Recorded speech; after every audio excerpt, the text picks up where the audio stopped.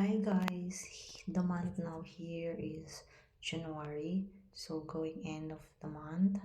Um, it's a winter month, so yung mga puno ngayon is all white. The tree now is all white and nakikita nyo yung paligid.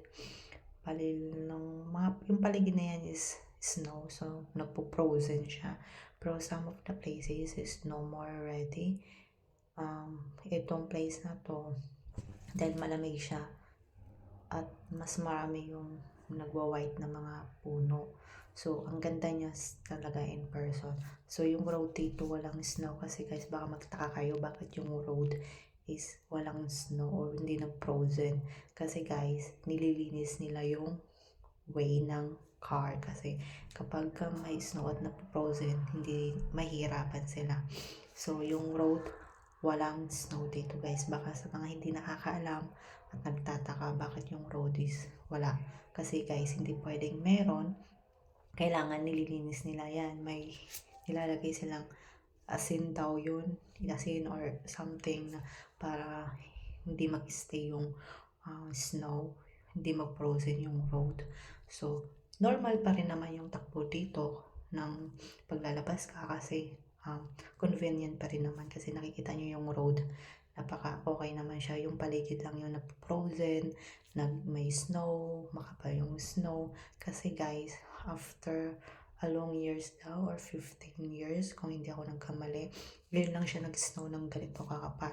But last year, nag-snow siya pero saglit lang. At saka hindi siya ganun katagal at hindi nag-frozen.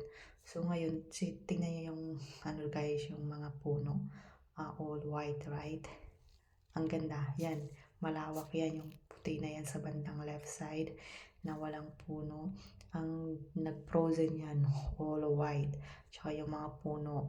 Bali yung puno pala pag winter dito is namamatay yung yung dahon.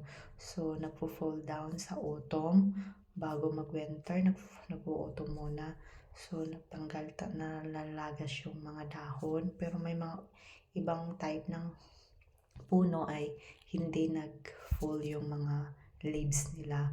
So, yung puno is pag tinignan nyo para silang malungkot kasi wala silang kabuhay-buhay kasi nga patay.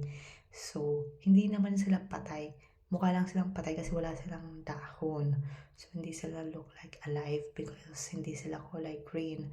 So, yung iba is brown, yung iba tuyot, yung iba ay black, iba-iba. Pero kapag nagkaroon sila ng ganyan na snow sila, na frozen sila, ang ganda nila tingnan. So, ayun lang guys, nakakatuwa kasi yung puno, ganyan ang itsura niyan kapag winter. Tsaka, nakakatuwa lang kasi first time ko ma-experience at makita yan. Thank you!